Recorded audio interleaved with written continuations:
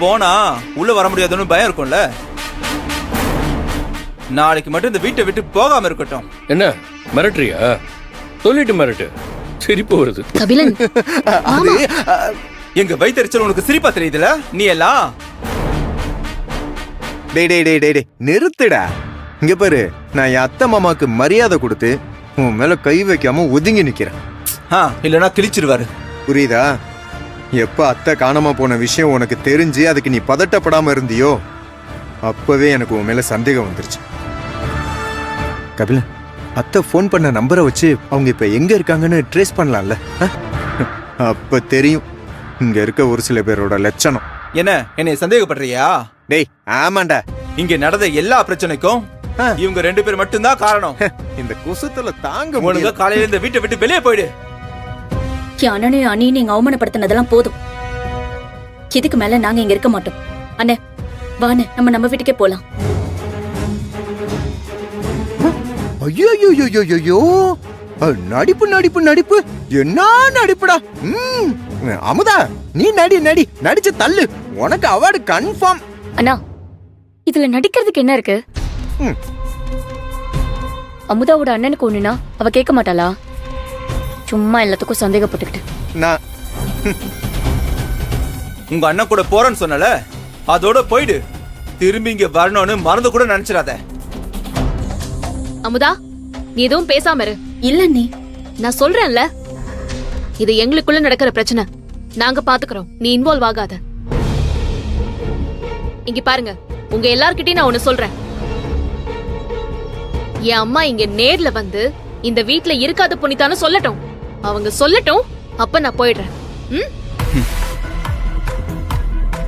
அப்படி சொல்லுங்க புனிதா. கேட்டியா மணிகண்டா உங்க அக்காவோட பதில? நாங்க இங்கதான் இருப்போம். உங்களால எங்களை எதுவும் பண்ண முடியாது.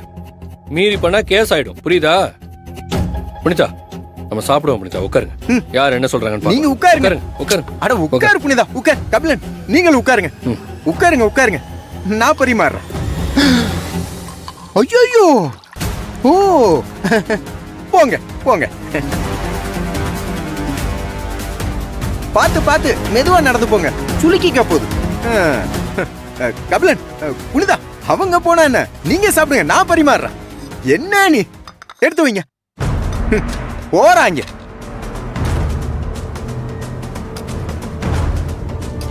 இந்தாங்க. போதுங்க.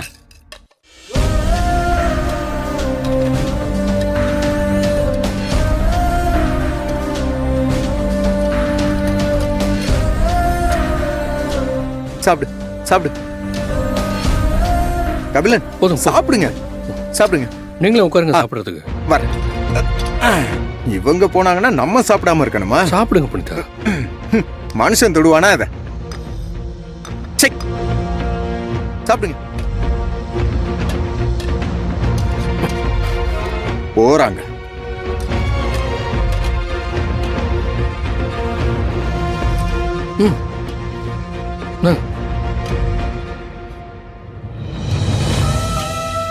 சாப்பிடுங்க. புனிதா சாப்பிடுங்க.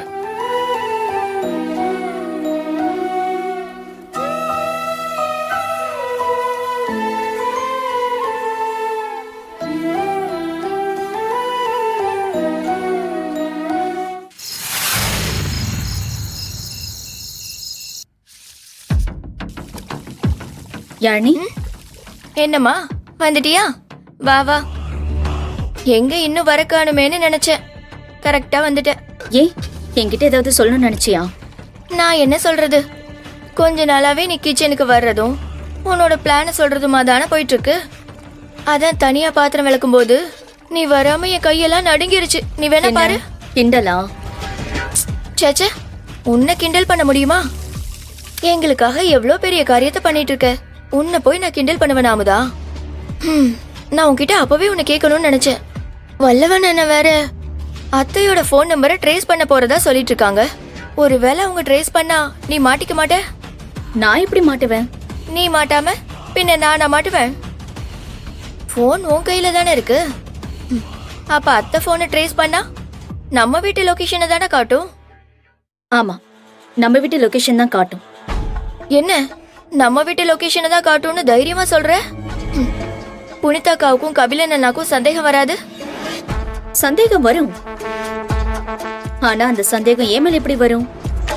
நான் தான் இதுக்கு முன்னாடி என் அண்ணனுக்காக, என் ஆசை அன்னிக்காக ஒரு ஹெவி பெர்ஃபார்மன்ஸ் கொடுத்துட்டேனே.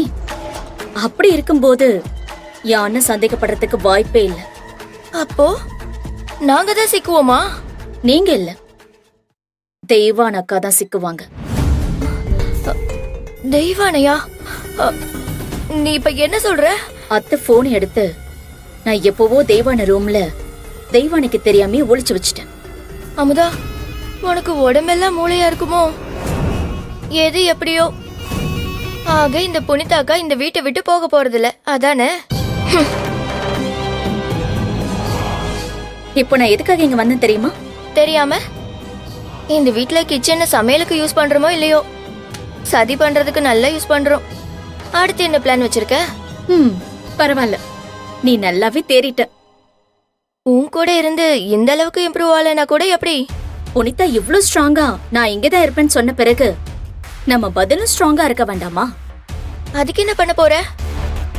ஒரு பத்திரம் ரெடி பண்ணி அதுல எனக்கும் இந்த சொத்துக்கும் எந்த சம்பந்தமும் இல்லைன்னு புனிதாவை கையெழுத்து போட சொல்லணும். ம்ம். நீ சொன்ன உடனே அப்படியே கையெழுத்து போட்டு கொடுத்துருவாங்க பாரு.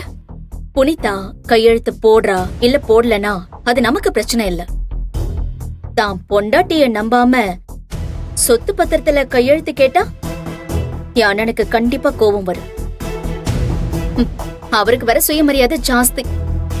மரியாதை இல்லாத இடத்துல புனிதா இருக்க கூடாதுன்னு கண்டிப்பா கூட்டிட்டு போயிடுவாரு. நீ சொல்றது நடக்க வாய்ப்பு இருக்கு. ஆனா அதுக்குள்ள அத்தை வந்துட மாட்டாங்க? அதெல்லாம் கண்டிப்பா வரமாட்டாங்க. அதுக்கு மணிமாமா தான் பொறுப்பு. அப்படின்னா நீ சொன்ன பிளான் சூப்பர் அமுதா.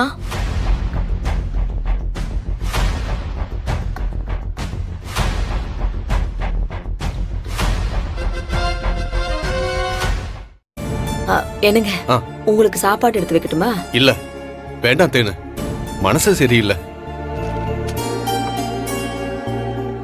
எனக்கும் தாங்க. அண்ணன் வீட்டுல நடக்கிறதெல்லாம் பார்த்தா யாருக்காக வருத்தப்படுறதுனே தெரியல.